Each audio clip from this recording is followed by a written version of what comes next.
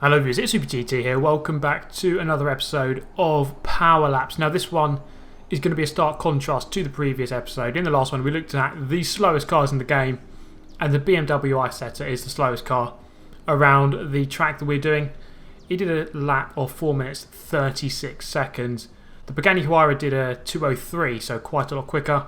So we're going to see if that can be beaten today. So the three cars we're going to be using are, first off, the Ferrari FXX-K.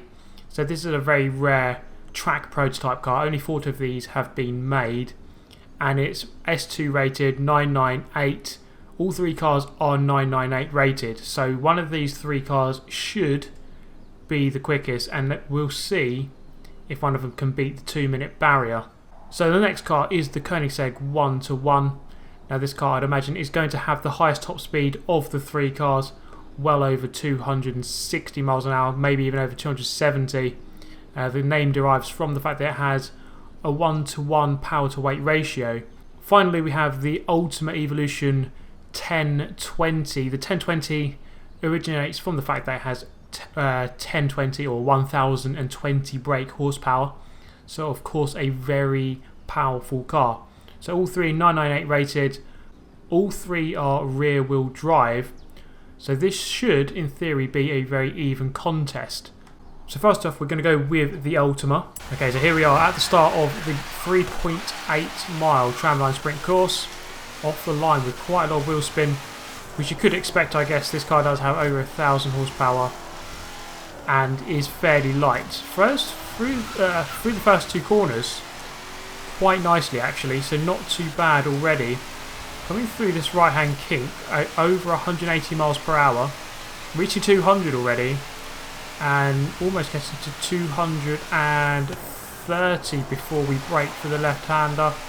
The car not quite as planted as I would like, especially given that it has got a massive wing, but it is very powerful, and if you can just keep it tamed through the bends, then you'll do very well in this car. Okay, so coming into the roundabout, let's see what we can do through here. Keep it nice and narrow. I think this is the best line through here. Just got to be very patient. Bit of oversteer halfway through, and then we're out. Trying to tame that throttle again. Getting a nice line through the left-hander onto the bridge. Just grazing the barrier on the outside, but that's not going to lose us too much time. And through there very nicely indeed. Car very planted if you're just careful on the throttle. This turn has a very bumpy entry, and we're through just fine. So now coming up into the final obstacle of the course, the big bump going into the chicane, and we're through there nicely. Taking the grass on the second apex, and we're through there very quickly. It's going to be a quick time, but I don't know how quick that is going to be exactly. Next up we go with the Koenigsegg. Now this thing has got so much power as well. And you can see they're shifting up into 4th gear before it stops wheel spinning through the first corner. Let's see how it handles these two. Oh, a bit of oversteer on the first corner, which gave us a bad line through the second. But now we can rack up some speed up this long straight section through the kink at 190. The Ultima did it at 180, so quicker there. And then into the left at over 230. So that is quicker than what the Ultima managed. Car does feel similar to the Ultima, but just that power is just a little bit more. Just feels a little bit more anyway. So you're just having to be that little bit more careful through these corners when you're getting on that throttle, because it is going to kick that rear end round into the roundabout. How can the Koenigsegg do around here? Nice and patient. And then out in 4th gear. The car seems to like 4th gear a bit better than it does 3rd. Coming out of the corners. And then through there. Alright, not too bad. It is a bit harder to drive, I noticed, than the Ultima. Through there very nicely indeed. Okay, so just a couple more corners left to go. Struggling to get that power down out of the corners. But once it does get going, it is a real juggernaut, and it really does rack up some serious speed. Braking before the big bump. Can we get a nice line through here? I think that's a nicer line than we got in the Ultima. And we're going to cross the line. It's going to be a quick lap as well, but we're going to have to see exactly how quick. So we now move to the final of the three cars, the Ferrari FXX-K. what can this ultimate machine do around this tramline sprint course. Into the first corner and now into the second.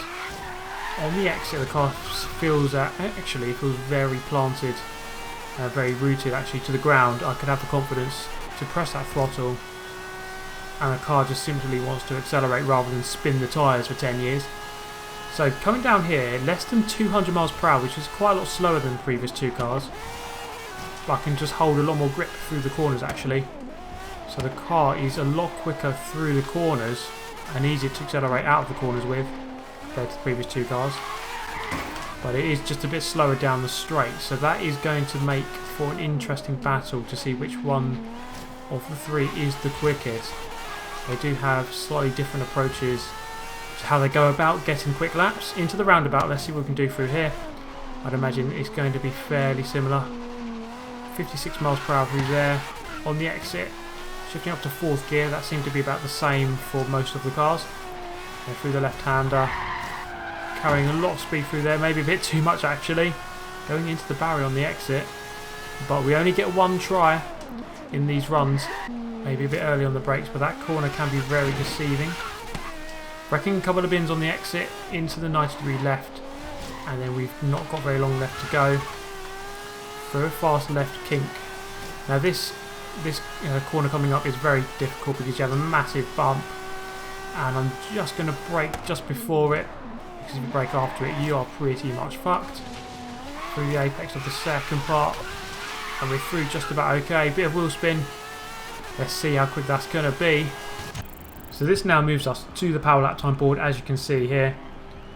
So we're going to go with the slowest of the three first, and that was the Koenigsegg 1-1, and that did it in a time of 2 minutes 3.924. So just actually a bit slower than the Pagani Huayra BC. So we're going to move the remaining times down because the last two cars are quicker than those, and the second quickest is the Ferrari FXX-K, and that did it in 201.788, so just momentarily quicker than the Pagani. But the fastest of the three was the Ultima with a time of 1:57.718. So the Ultima actually smashing the 2-minute barrier there and is quite a way the quickest car in this game that I have tested. So I was actually expecting the Ferrari to do a bit better than what it did, but perhaps its just straight line speed was not quite up to scratch. The Ultima just had power, it had handling through the corners, and it wasn't too bad on the exit of the corners either.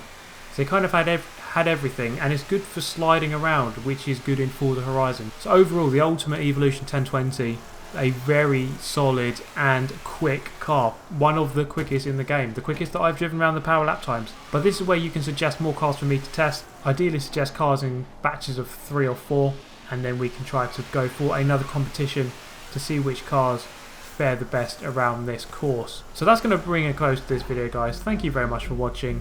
Hit that subscribe button if you want to see more like this.